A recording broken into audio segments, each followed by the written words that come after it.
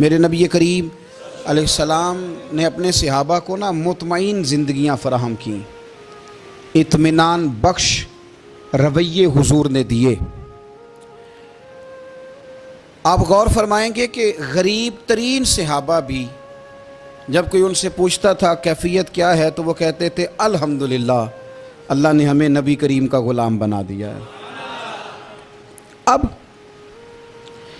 ہم خود اپنے آپ کو اتنا نفسیاتی طور پر کمزور کر لیتے ہیں سوچ سوچ کے کہ فلانا بڑا ہو گیا ہے میں چھوٹا رہ گیا ہوں، فلاں آدمی آگے نکل گیا ہے میں پیچھے رہ گیا ہوں۔ یہ چیز انسان کو کمزور کرتی ہے۔ انسان اگر یہ تصور کر لے کہ جو میرے حق میں بہتر تھا میرے رب نے مجھے عطا کر دیا ہے، اسے سکون نصیب ہوتا ہے، پھر نفسیاتی مسائل ختم ہوتے ہیں۔ بڑے بڑے سمجھدار لوگوں کو کالا جادو ہو جاتا ہے، اور بڑے بڑے عقل مند لوگ ہوتے ہیں جن کی بھابھی انہیں نظر لگا دیتی ہے۔ بڑے بڑے سمجھدار لوگ ہوتے ہیں کہ جن کی دکان کے آگے کوئی تعویذ پھینک جاتا ہے۔ بڑے سمجھدار لوگ ہیں لیکن وہ چھوٹی چھوٹی باتوں سے اتنے کمزور ہو گئے کہ سانپ سے ڈرتے ڈرتے رسیوں سے بھی ڈرنا شروع کر دیا۔ رسیوں سے، وہ جی میں صبح کل چل رہا تھا تو میرے پیچھے کوئی چل رہا تھا تو میں نے کہا سایہ ہوگا آپ کا، کوئی ساتھ چلتا ہے۔ ایک حدیث ہے ترمذی شریف کی، اسے یاد کر لیں، بڑا نفع دے گی۔ میرے نبی کریم علیہ السلام نے فرمایا اگر ساری دنیا مل کے بھی تیرا نقصان کرنا چاہے تو جب تک رب کی مشیت نہ ہو تیرا نقصان ہو نہیں سکتا۔ ختم ہو گئی بات، باہر آ جائیں اس چیز سے۔ اور فرمایا سارے زمانے کے لوگ مل کر تیرا نفع کرنا چاہیں تو جب تک اللہ نہ چاہے وہ تیرا کوئی نفع کر نہیں سکتے۔ نقصان بھی اللہ کی مشیت پہ ہے، نفع بھی اللہ کی رضا پہ ہے، تو پھر آپ بلا وجہ لوگوں کو دیکھ کر ٹینشن کیوں لیتے ہیں؟ پریشانی کاہے کی ہے؟ آزمائش کس بات کی ہے؟ اپنے آپ کو سکون دیں، اپنے آپ کو مطمئن کریں، کہیں رب بڑا ہی مہربان ہے، اس نے جہاں اچھا سمجھا ہے وہاں اس نے مجھے رکھا ہے۔ اپنے ذہن کو اطمینان دیں، سکون دیں۔ میرے نبی کریم علیہ السلام کی پوری حیات مبارکہ میں آپ کو شکوہ نہیں ملے گا کہیں بھی۔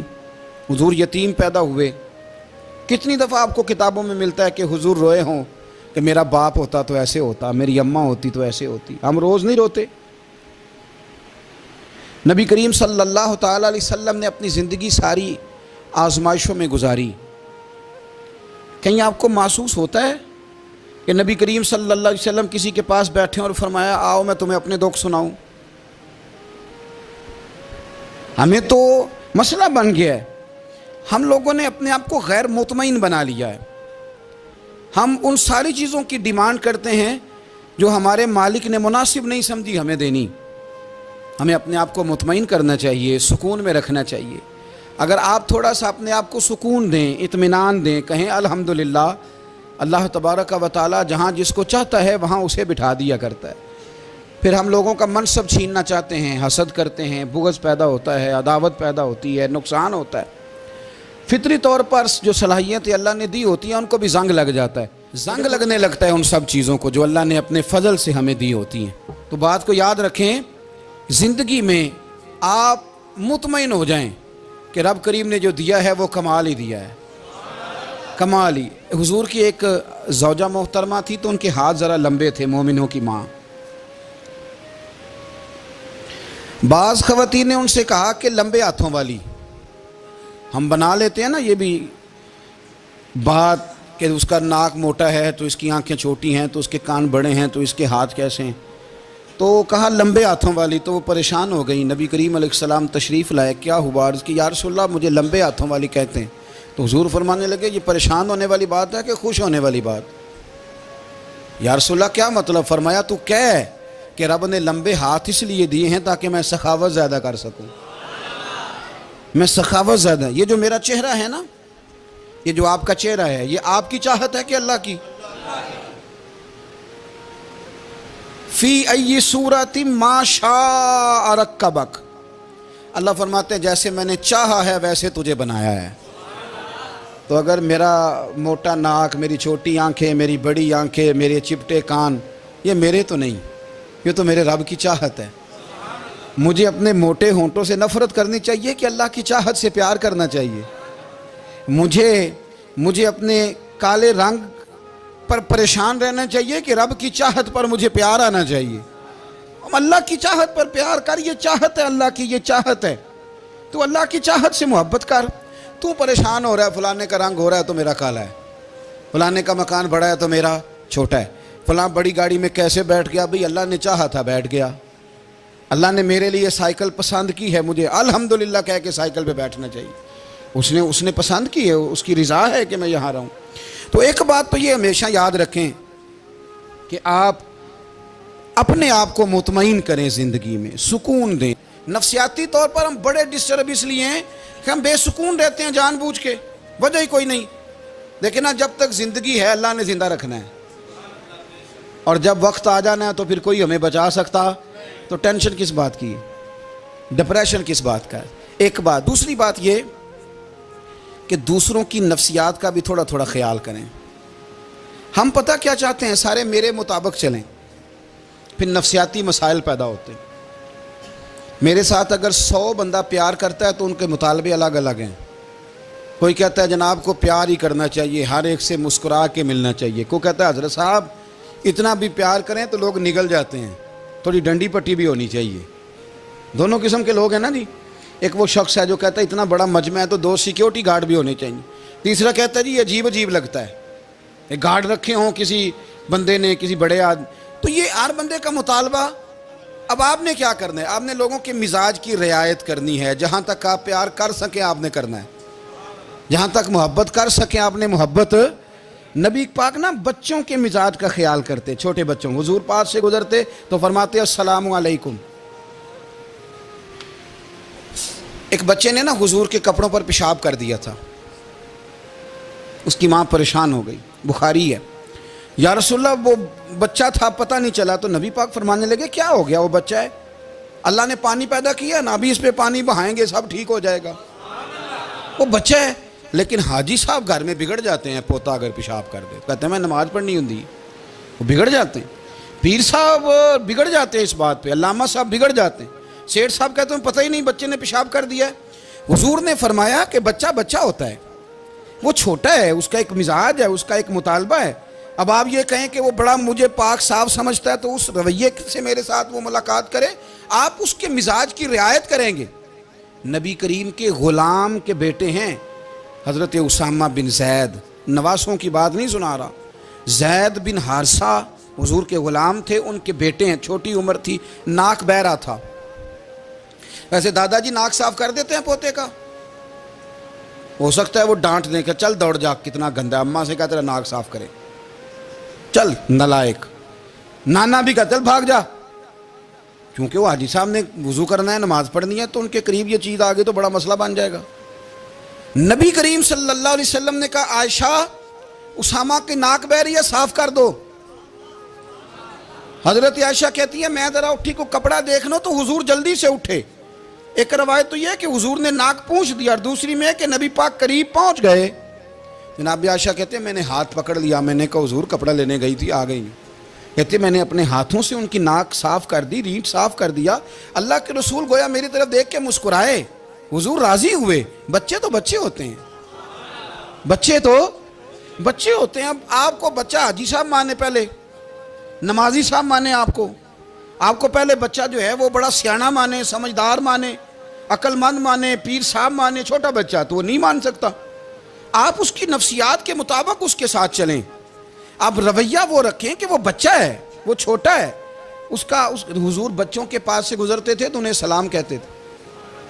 آپ بھی کہتے ہیں، آج سے کہیں گے؟ حضور گزرتے چھوٹے کہتے السلام علیکم۔ اور نبی پاک صلی اللہ علیہ وسلم کبھی کبھی نا بچے کھیل رہے ہوتے تو حضور بیٹھ جاتے، فرماتے یار میرے سینے سے تو لگو۔ حضور زمین پہ بیٹھ جاتے، بچہ یوں ہاتھ پہ، بچہ دوڑا آتا، حضور کے سینے سے جب لگتا تو نبی پاک گر جاتے اور فرماتے اوئے ہوئے تم نے تو مجھے گرا ہی دیا ہے۔ یہ بچوں کے ساتھ آپ جو رویہ رکھیں گے وہ میٹھا ہوگا۔ اب آپ کہیں گے چونکہ اب میں ایک عہدے پہ ہوں، میں ایک منصب پہ ہوں، تو یہ آپ کی نفسیاتی کمزوری ہے۔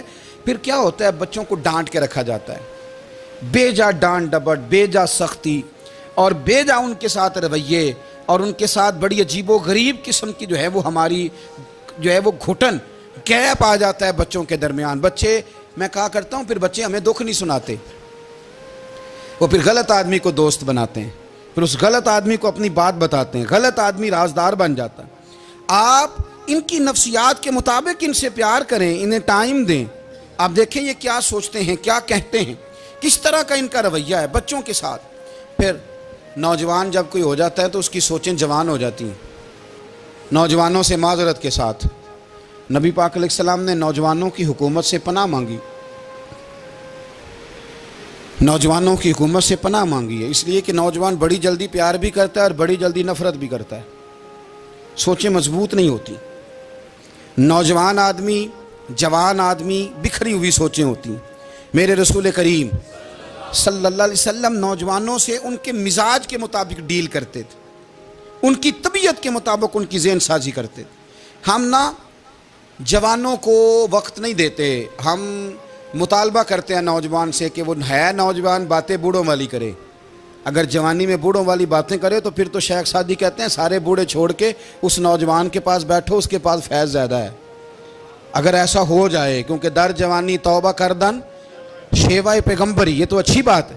لیکن میرے عزیز اگر ایسا نہ ہو، ایسا ممکن نہ ہو، تو پھر نوجوان کو آپ اس کی طبیعت کے مطابق ڈیل کریں. آپ اس کی سوچ دیکھیں، اس کا رویہ دیکھیں، اس سے پیار کریں. نبی کریم علیہ السلام کے پاس ایک نوجوان داخل ہوا. اندر داخل ہوتے ہی اس نے فٹافٹ ایک بات کر دی. کہنے لگا یا رسول اللہ مجھے زنا کی اجازت دے دیں، میرے جذبات بہت بھٹک گئے، میں روک نہیں سکتا. ہمارے ہاں ہمارے گھر میں کوئی فون کرے تو ہم غیرت مند بن جاتے ہیں.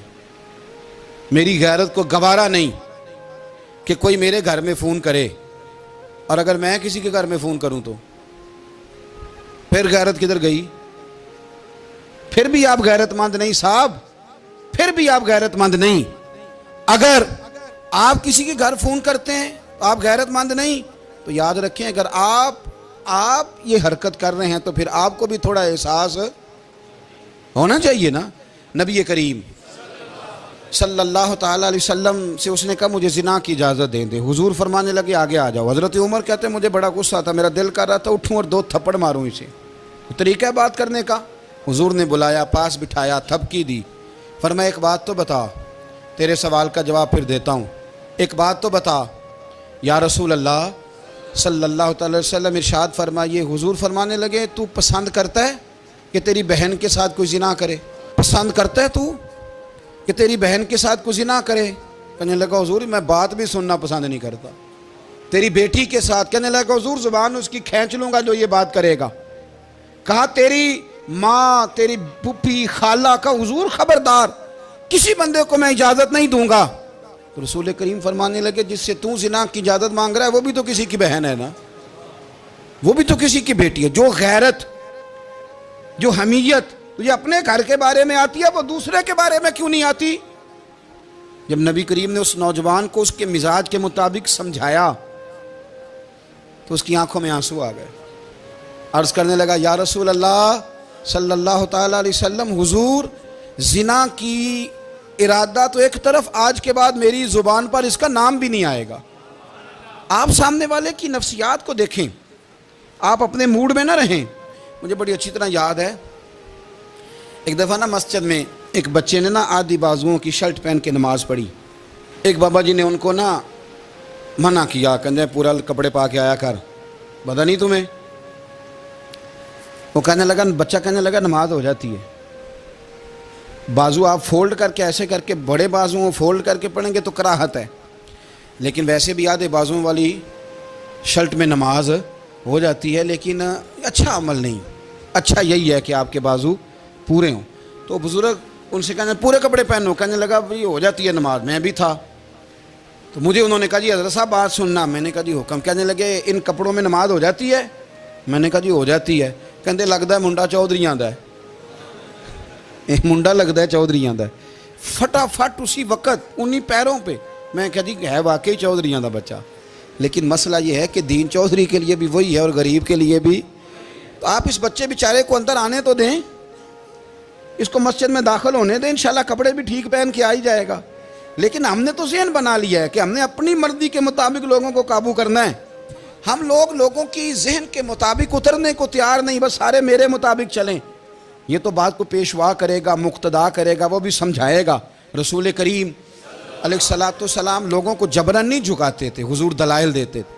نوجوان بچوں کو موقع دیں، انہیں سمجھائیں، انہیں قائل کریں، ان سے پیار کریں، ان کی نفسیات کو سمجھیں، اس کے مطابق ان کے ساتھ آپ ڈیل کریں، پھر آگے بڑھیں.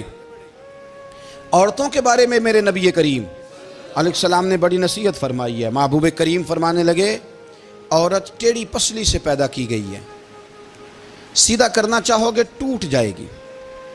یہ جیسی ہے اس کے ساتھ ویسے ہی گزارا کرو، اس کی نفسیات کو سمجھ جاؤ.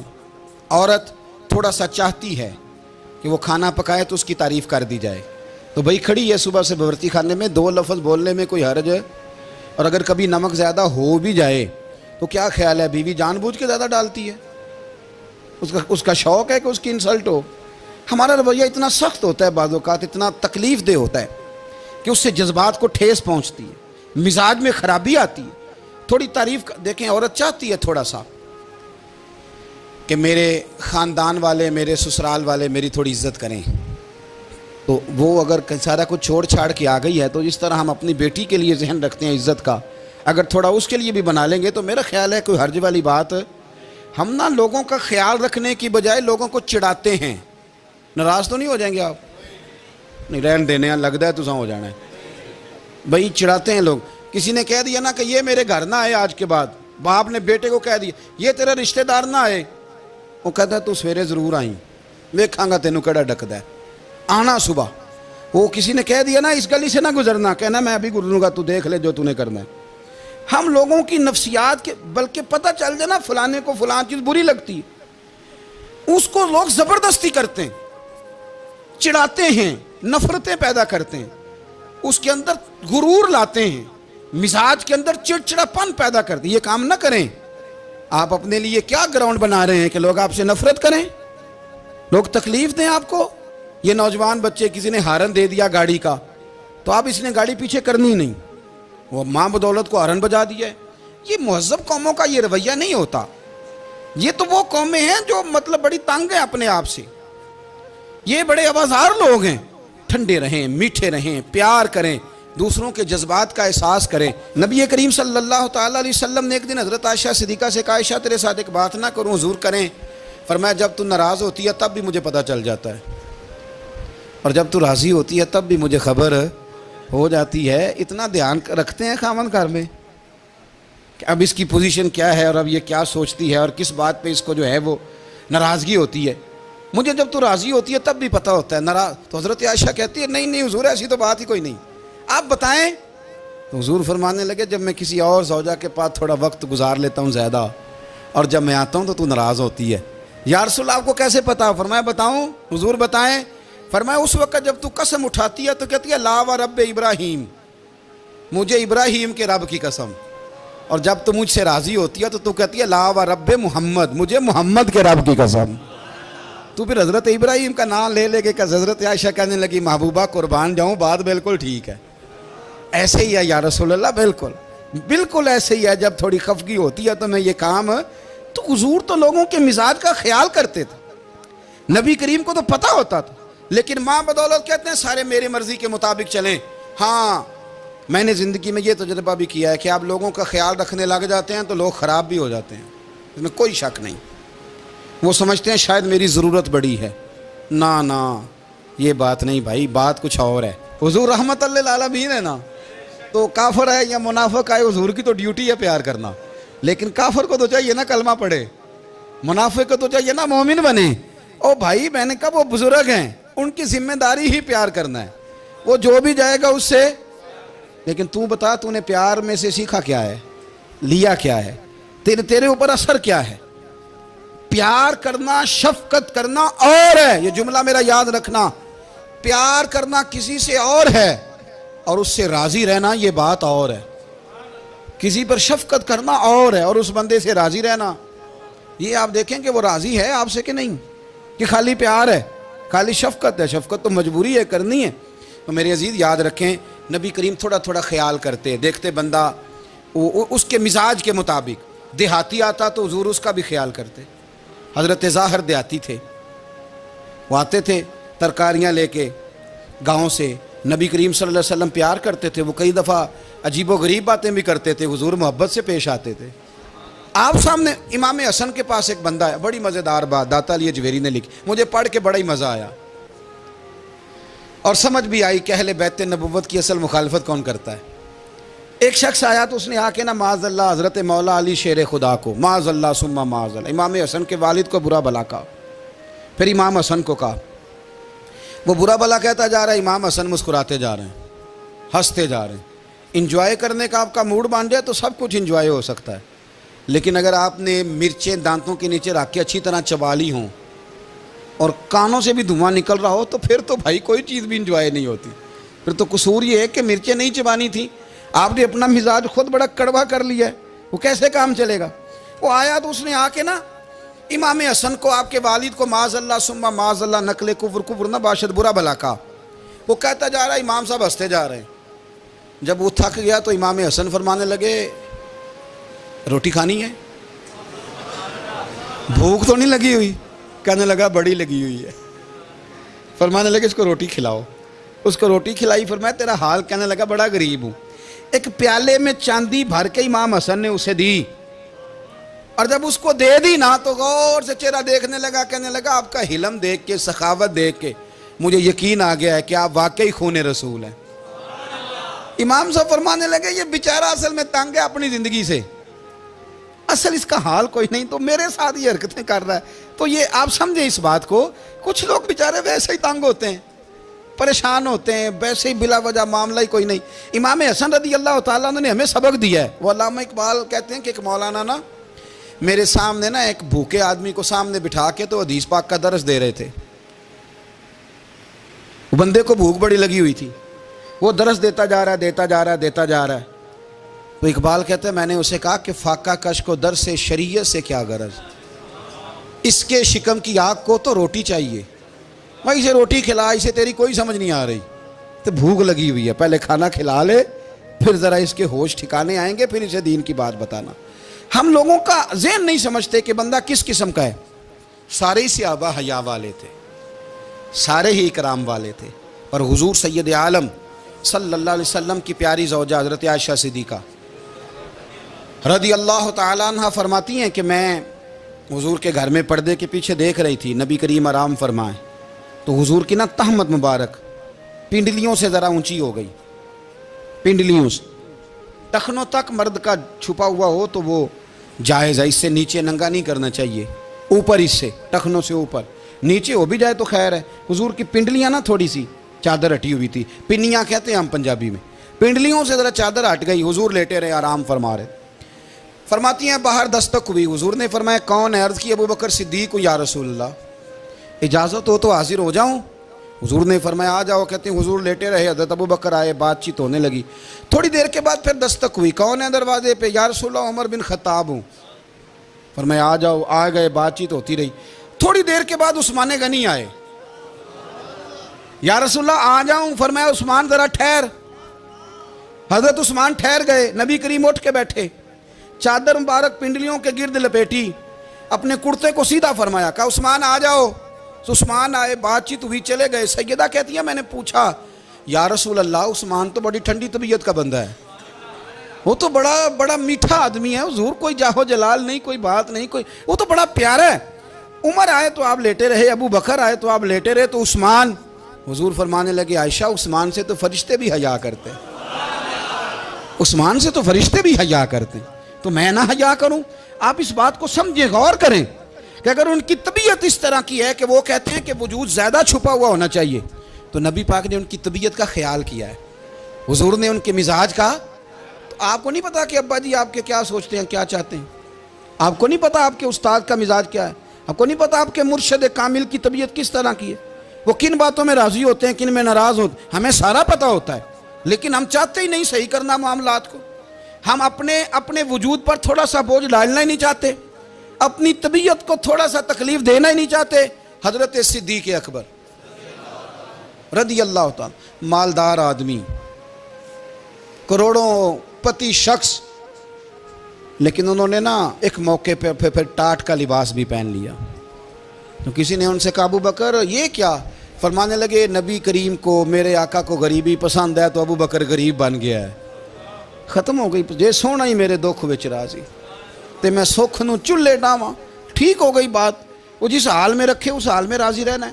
یہ جو مزاج ہے نا ہمارا کہ میں ڈھلنا نہیں چاہتا، میں بدلنا نہیں چاہتا، ہم تو غلام ہیں پھر بھی نہیں بدلتے. تھوڑا سا خیال کریں. میں کہا کرتا ہوں کہ اماں کو زیادہ نہیں ضرورت پیسوں کی. ہاں ماں تو ماں ہوتی ہے، وہ کو ریٹ لگا کے تیرے سے پیسے مانگے گی. اماں کو تو بس اتنی ضرورت ہے کہ ماں جو کہہ دے جی کر دو. ماں کو تو اتنی ضرورت ہے کہ 2 منٹ رات کو بیٹھ جاؤ پیروں میں، اماں لا تیرے پیر دبا دوں، بھائی اتنا ہی کافی ہے. وہ کہے گی اوہ ہو میرا پتر بڑا چنگا. اللہ وہی انج دی اولاد سارے نو دے وے. او بھائی ایسے کر دے. وہ تو سویرے پورے محلے کو ابا جی کو کوئی نہیں ضرورت تیرے پیسوں کی. ہاں نا ان کو تو ضرورت ہے. تو کبھی کبھی تو ان کو موٹر سائیکل پہ بٹھائے اور کہ ابا جی منڈی جانا تھا، میرا دل تھا کٹھے چلیں گے، آئیں ذرا پیار سے چلتے ہیں. کبھی ان سے پیار کرے، کبھی کہے ذرا کندھے نہ دباؤں. او یارو اس کی ضرورت ہے. نہیں ضرورت مرشد کامل کو کسی کے پیسوں کی. نہ اللہ جانتا ہے جو کامل آدمی ہوتا ہے اسے ضرورت ہی نہیں ہوتی. اسے تو اتنی ضرورت ہوتی ہے کہ اس نے کہہ دیا سیانے بن جاؤ تو سیانے بن جاؤ. اس نے کہہ دیا نیک ہو جاؤ تو نیک. اس نے کہا ہے کہ آج آ جانا تو پھر. اور نہ یار کہاں ضرورت ہے تیری. میں اتنا ہی بڑا. ہم لوگ دوسروں کے بارے میں سوچتے ہی نہیں. بس میں مجھے سکون دو، میرے مطابق ڈھل جاؤ، میری بات کرو. اور نہ یارو میرے رسول کریم، میرے نبی رحمت سرور دو عالم صلی اللہ علیہ وسلم دوسروں کا خیال کرتے، ان کے مزاجوں کا خیال کرتے، ان کی طبیعت کا خیال کرتے، ان کے معاملات کو دیکھتے. میرے رسول پاک علیہ السلام تو دیکھتے کون شخص کس طرح کا ہے، کس رویے کا ہے، کس انداز کا ہے. اس کو اس کے مطابق عزت دیتے، وقار دیتے، نواز دیتے، اس شخص کا اس طرح کا اکرام کرتے. میرے نبی کریم صلی اللہ علیہ وسلم فرماتے ہیں میں نے معراج کی رات میں نے جنت میں ایک محل دیکھا. میرا دل کیا میں اندر سے جا کے دیکھوں، پر اس کے دروازے کے قریب گیا تو عمر فاروق کا نام لکھا تھا. فرماتے ہیں میں نے کہا عمر ذرا طبیعت کا سخت ہے. اس نے کہنا ہے قانون یہ ہے کہ پہلے اجازت لو پھر کسی کے گھر جاؤ.